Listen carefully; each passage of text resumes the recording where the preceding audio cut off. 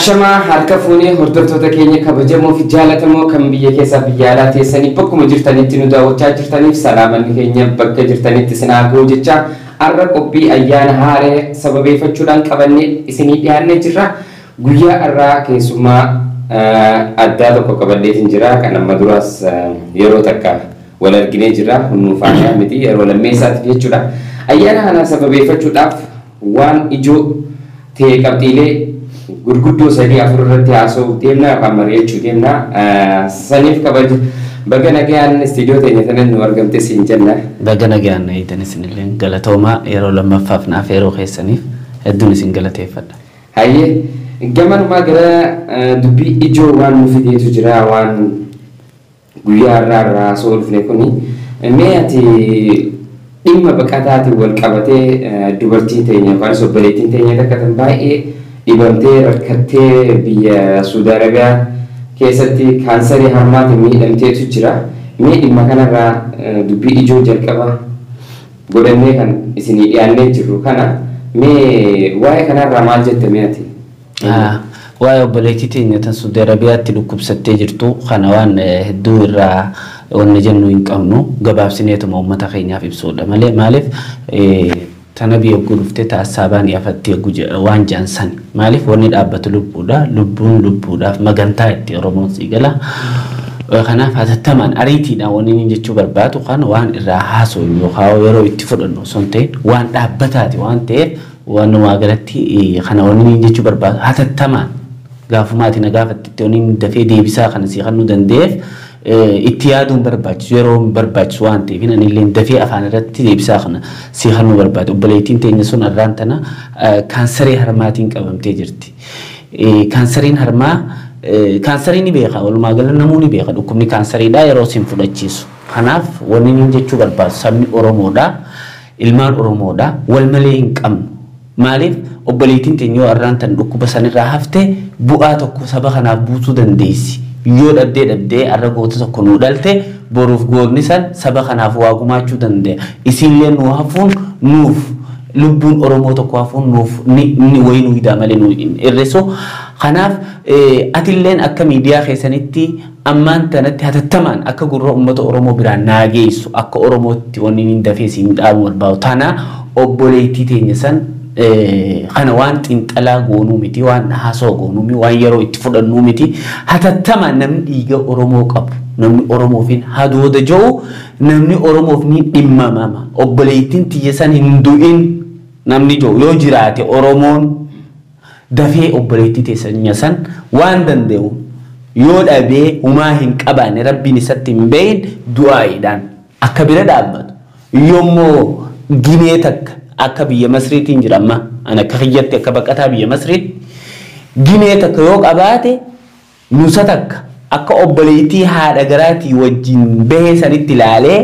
intalti Oromoo ilma Oromootiif obboleessa waan ta'eef daddafee obboleettii teenya san akka baraaruun dhaamsa obbolummaa ilmaan Oromootiif dhaamaa jechuudha. Kana hedduu keessa deemee haasawaa waan hin barbaanneef dhimma lubbuuti jechuu barbaadeetti dhiifamallee naa godhe. Hayyee baay'ee galatoomii dhimma isheetii wal qabatee jechuudha. Akkaawuntii isiitii fi bilbila siyaasarra isinii keenya namoonni gargaaru barbaadan karaa itti gargaaraman haalli mijaawee jira. Haraa sana sarara isinii keenya haraa saniin qunnamtanii isii gargaaruu dandeessan isiniin jenna. Mee gabanumaa gara gaafiitti aanutti dabarra. Gaafin keenya kanatti aanu guyyaa kaleessaatiif guyyaa irraatti wal qabatee jechuun guyyaa gootota yookaanis amajjii takka jaanii kabajamaa jira. Mee kanoo akkamitti laata akkamitti ibsa? Amajjiin takka guyyaa goototaa guyyaa yaadannoo ilmaan Oromoo biratti kabaja guddaa qabu. Maaliif guyyaan kun guyyaa ilmaan Oromoodhaa takka jaanii diina dura dhaabbatanii diina dura isiniif hin bullu jaanii biyya Soomaaleettis mootummaa Ziyaad Barree dura dhaabbatanii shiftota Soomaaleetiin wal dhowuudhaan addaa baha nuti addaan baanu Oromoon tokko jaanii jechuun guyyaa ilmaan Oromoo diina dura dhaabbatan waan ta'eef guyyaan kun guyyaa guddaadha. Guyyaa kana akka waliigala addunyaatti kabajamaa jiras biyya keessaaf biyya alaatittis guyyaa kana guyyaa ulfaataadha guyyaa yoo if booda deebinee ni yaadanna jennee waa hedduu garaan keenya nu madaadha waa hedduu garaan keenyas nu yaadata guyyaa gootoowwan Oromoo akka Elemoo Qilxuu akka Taaddee Birruu akka jaarraa abbaa gadaa ittiin yaadan kaayyoon isaanii galmagee osoo hin tahin guyyaa ittiin yaadan garuu guyyaan kaayyoon isaanii galmagee yeroo ni dhufa yeroo gabaabatti guyyaa jajjabaannee ittiin wal yaadachiisnu waan ta'eef guyyaan kun guyyaa ulfaataadha jechuu barbaadeeti walumaa galatti ni yaadatama. Yaadatamaa jira. Jaarraa abbaa gadaatii fi Elemoo Qilxuu xurree isaan nu baasan irra deemaa jirra garuu bilisummaa san yookaanis waan isaan wareegamaniif saniin yaadachuu qabna jechuudha guyyaa kana. Maal seete guyyaan kun wanni yaadatamuu fi qabu tokkoffaa yoonii fi waan dabreen yaadanne waan fuulduraa godhuu hin dandeessu sii gala. Fakkeenyaaf jaarraa yaadachuu jechuun jaarraa abbaa gadaa maalirra ture Elemoo Qilxuu maalirra ture dhaloonni ammaa kun yaadannoo jechuun sanii beeke maaliif waan jaarraa abbaa gadaa keessa ture yoo hin yaadanne ati waan amma godhuu deemtu kana hin beektu waan Elemoo Qilxuu keessa ture yoo hin yaadanne ati amma yeroo ammaan tanaa kana keessatti maaliin godhu jira maalittiin deemu jira siif galuu hin danda'u kanaaf wanni yaadannoo jedhamu tokkoffaanu isa kana Elemoo Qilxuu maaliif rasaasa dhukaase dura maaf dhaabbate jaarraa abbaa gadaa qabeenya qabu san warra isaanii darbee maaliif bosona filate waan jiru yaadannoon hedduu of keessaa qaba guyyaan yaadannoo kan jedhamu kun jechuudha walumaa galatti wanni jechuu barbaade kanaaf guyyaan kun dhaloota ammaatiif maali fakkeenyaaf amma waa takka akkanumatti sittillee dheeressu waa ummata keenya yaadachiisuu waan barbaadee fi dhiifamallee naa godhi carraa naa fannite jechuu barbaadee guyyaan kun jechuudha jaarraa abbaa gadaa yeroo hiree ammaa tana hin arganne amma naa fi ati teenyeeti miidiyaa irra teenyee yoo xiqqaate ummata Oromoo hanga tokko gurra buusu jirra garuu Elemoo Qilxuu carraa kana hin arganne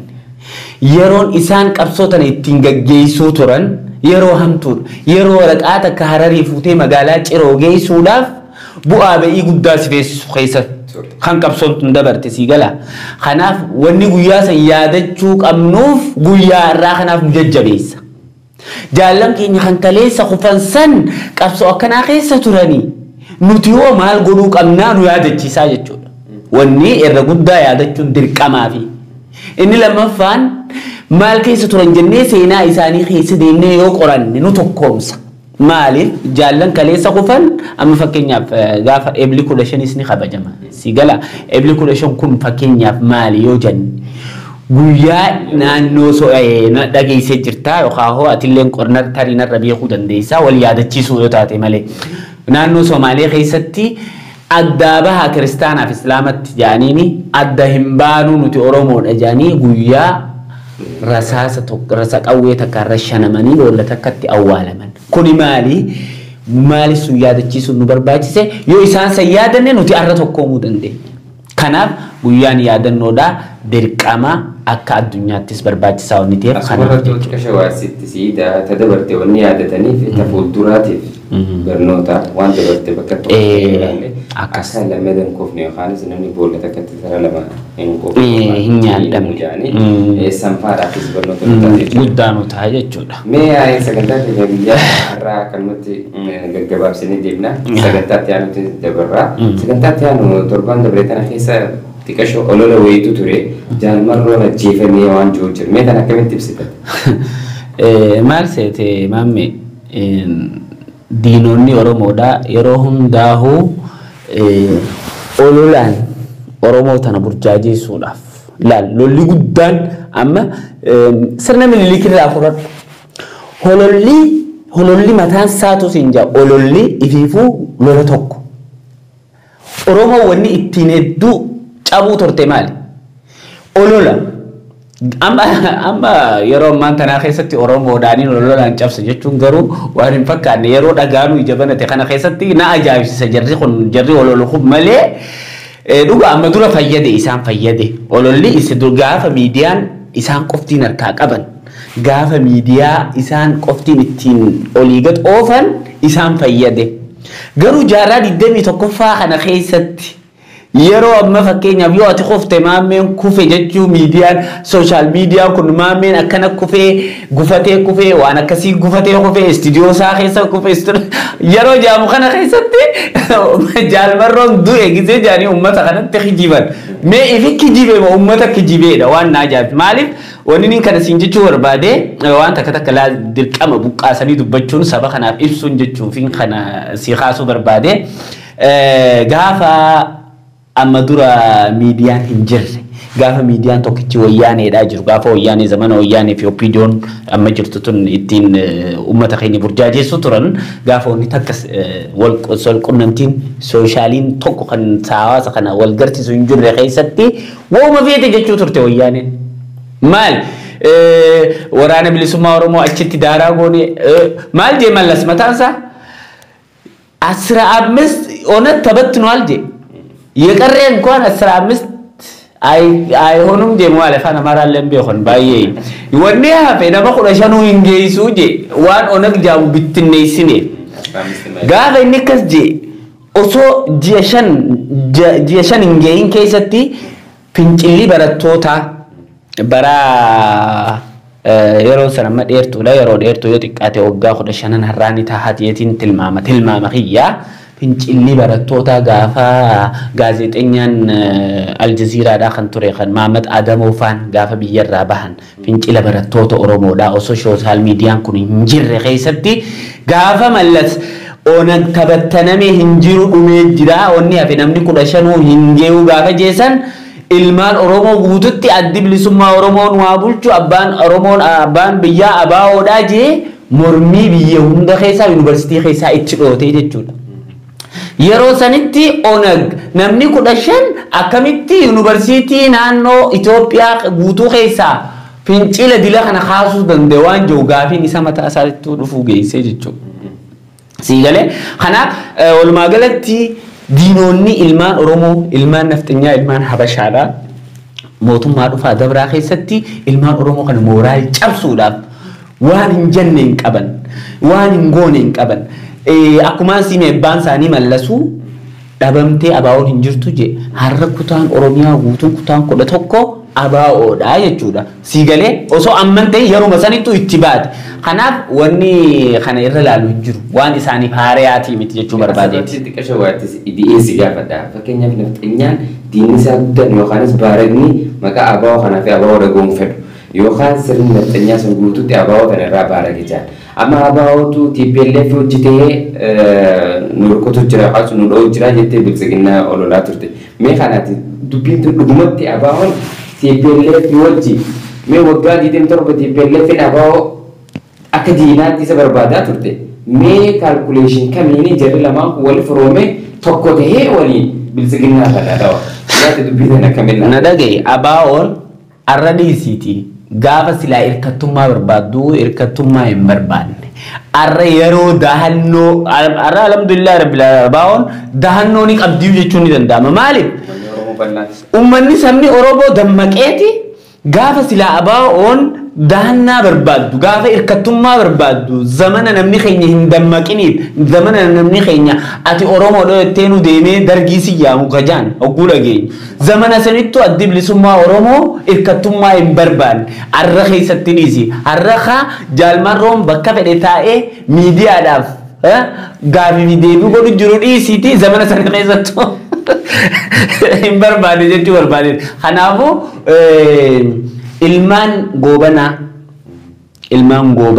ilmaan goobanaan dhalche ilmaan abbaa fi haati yookaan Oromummaa hidda Oromoo hin qabne borus ar'aas inuma bitaman Oromoo gabroomsuu fi Oromoo guggoomsuun inuma jirti gaafa Oromoon abbaa biyyaa tahee lafa isaarratti handhuura isaarratti alaabaa isaa gad dhaabbate gaafa san goobanaan waan hololuu fi waan kijibu dhaba malee hangasitti inuma kijiba goobanaan kana waan isaaniiti waan ta'eef kana waan inni irra laaluu qabu akka kiyyatti akka gabanumaan namoonni kaleessa daadiyoo turanii akkasitti ajaa isaanii sana lammaa magarsaa eessa keessa baasnee isin finniti isaan ajee ajaa isaaniitti himaa ture san arra isaanuma santu bilisiginnaa bara arra isaanuma santu waan gaarii akka waan Oromoof namni hundi paartiin hundi akka isaan quuqamanii dhimamanii Oromoon dhimamanii waan hin jirreef godhanii ilaala. Namoota kanaan ammallee isinumaatu bayyanatanii manaa masan keessa jira malee Oromoon manni bal'aan kun hundi bayyanatee jira isiniin jira. Maal seete maame asirratti yaadumaati kaasa kanarratti si dabaluu barbaade opinion taguu gajaan amma dura Oromoon oggumaaf marsitu taguu inni ogguunda yoo dhiqaa ooltee sin xaaramtu. Ilmaan Oromoo kakkalee diina dura dhaabbatee rasaasa wayyaanee dura dhaabbatee wayyaanee jalaa isaan baase kan wayyaanee jalaa isaan dhiqee boonsee agartee 4 kiiloo sammee seenaa maal jeen Jawaar Mohammad yaaboo kursii yoo taate isin jala qabna sabuma kanaaf tahaa jeen kursii san jala qabdee dhiiga ganneexee ilmaan Oromoo 5,000 harka duwwaa karasaa tokko hin qabne ittiin dhumee kursii ittiin jala qabee 4 kiiloo isaan naqee hayyootuma Oromoo kan isaan nama godhe san hidhatti deebise. Maaliif? Taguunii yoo dhiqaa oolte waan hin xaaramneef. Opinion hanga jirtu hanga opinion biyya Itoophiyaa san keessa jirtutti ilmaan Oromoo numa gabrooma, Oromoon numa tuffatama, Oromoon numa ajjeefama, Oromoon biyya isaarraa numa ba'a. Maaliif? Quuqamaatu keessa hin jirre ummata kana keessa. Ummata kana keessa sabboonummaatu hin jirre. Ummata kana keessa ilmaan sabboonaatu hin jirre keessa wanni ilmaan Oromoo yeroo hunda bakka opinion jirtutti kabajaa dhabdeef jechuudha. Kanaaf haga opinion jirtu hanga ilmaan goobanaa kun jirutti Oromoon numa rakkatti kanaaf akka kiyyatti waan haaraa fi miti jechuudha. Akka mootummaa deemaa jirra jechuudha sagantaan ta'e biyya irraa waggaa 2020 xumurree waggaa 2020 takka seennee jirra. Waggaa 2020 tokko irratti yeroo jalqabaatiif keessummaa kee taatee affeeramuu keetti baay'ee galatoomii sijjaa. Garsitee jirta deeggarri biyya jalqabaatti jechuudha waggaa haaraa irratti. Mee ati immoo kana carraa kana fayyadamtee dhaamsa yoo qabaatte dabarfadhu akkanumatti 2020 kana fi 2021 wal qabsiisi waajjii goola. Galatoomaa isinilleen asirratti hawaasa keenya kana wal agarsiisuu keessaniif yaada kiyyalleen irraa baastanii akkasumatti nama keenya kan rakkatillee kan obboleettiin teenya ammallee irraan deebi'aa yaada jalqaba gaafii gaafatti sanitti ammallee wanni uummata keenya yaadachiisuu barbaade obboleettiin teenya san obboleettiif maganta akka islaamatti akka namummaatti akka amantii fedheetittu jechuudha akka islaama qofa osoo hin ta'in amantuma fedheetittu jechuudha akka namummaatti obboleettii teenya san harmi kan muramee jira harra intala Oromooti kanaaf bakka jirtanii yaa ilmaan Oromoo yaa saba Oromoo obboleettii teenya san biyya Saudi Arabiyaa keessatti harmisi kaansariidhaan muramu jirti arsii shaashamanneedha jaanii arsii miti intala Oromooti arsii jechuun intala Oromooti arsii miti akka namummaatittu waan nama rooraas waan ta'eef tokkoffaadhaan isiniin dhaamuu barbaade osoo rafne waan rabbiin isin dandeessiseen obboleettii teenya san bira dhaabbadhaa ammallee dhaamsa tokkoffaa kanatti dhaama inni lammaffaa ammoo wanni niin jechuu barbaade yaa ilmaan Oromoo kan biyyaan baas kan biyya alaas kan biyya keessaas sirni nama nyaataan guddaanuu kufee jira buqqee jira cabee jira sirni badaan namni mootummaan badaan mootummaa Minilik obboleessi Minilik amma nurra dhufee jira maaliif alagaan maal nun jechuu jira Oromoodhaan nun jechuu jira ammoo nuti nyaadhamu jirra maqaa Oromootiin goobanaa daacee gaafa jiru Oromoodha jee Minilikii wajjin harma nu muree harka nu muree calanqotti calnu godhe goobanaa lammeessaan nu deebi'e amma sii galaa waan gaafa Miniliktu lammeessaan nu deebi'e kanaaf yaa ilmaan Oromoo bakka jirtanii lafa jirtanii lafaa ha'a mootummaa cabe kan diploomaasii addunyaa dhabe kan biyya keessaa hororoqe kan kaabaaf kibbaan bakka hundaa akkana faxamee jiru kana hiree tana fayyadamaa waraana keessan bira dhaabbadha oowwitu fallaana qabbanootu harka bakka jirtanii osoo laafan kufee jira mootummaan abdiin murina antaniin isiniin jau mootummaan kun kufee jira dhaamsa guddaan isinii dhaama yoo keessanitti qubatee jira hin qubanne abiyyi kufee hororoqee jira diploomaasii addunyaa biratti fudhatama dhabeeti biyya keessaayis kufee jira yeroo inni kufe kana keessatti nuti rafuun nu barbaachisu lafaa ka'aa bakka jirtanii tokkummaadhaan dhaabbadhaa hayyoota keessan kan mana hidhaa jiru gurraan dhaggeeffadhaa qaroo teessan qalbii takkaan mootummaa qarreera jiru kana firraa fonqolchaatii bilisummaa teessan gonfadhaan isinin jaadhaam siqiyya guddaan kana maammee galatoomaa isinis miidiyaa keessan irratti yeroo lammaffaaf naaf yeroo keessaniif kanuma dhaamsi guddaan kan dhaammachuu barbaadeen maal oromootiif. Baay'ee galatoomiyatis afeerraa keenya kabajjee asin wal gamu keetiif baay'ee galatoomi siin jenna. Fayyaantu malis xiqqa shawaatti deetiin goolabuu barbaada. Dhugaa dubbachuudhaaf jiruun baqattummaatii fi jiruun biyya ambaa hedduu ulfaatti sagantaa biraa qabannee bal'ina qarraa haasoo taate malee rakkoon biyya ambaa keessa namarra geessu gisee warra biyya keessa jiru habee ama ibidda bar nama laala gubateetu laalaa harka jaan akkasiiti rakkoo baqattummaa namarra geessu biyya keessa beeku habii alaa jiru baqatee arge gubatee argeetu biyya habeete saniifuu rakkoon baqattummaa san hedduu jettuudha.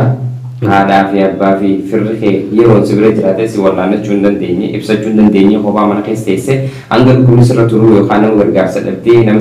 si gargaaru dhabuudhaan dhukkubni miila si fuudhaa akkasitti yeroo si deemaa turte itti deemaa turte amma mucoo akkasii saniif rabbii jaati namni Musliima taatan namni Islaam taatan namni Oromoo taatan kootaa waliin qoodina amantii waliin qoodina mucoo kana bira dhaabbaddaa mucoo kana gargaaraa isin jenna akkuma jalqaba irratti dubbannee jirrutti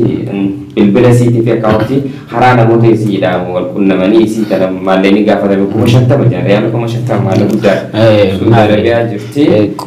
maal jettee Oromoon nama tokkotti baadha nama 50 akkana tabajaanii saniifuu bakka jirtanii waan dandeessanii cinaa dhaabbaddaa gargaaraa isin jenna sagantaan teenya guyyaa irraa asuma irratti goolabna sagantaan biraatiin sagantaa guyyaa itti aanu waan biraa qabannee kan isinii dhiyaannu taana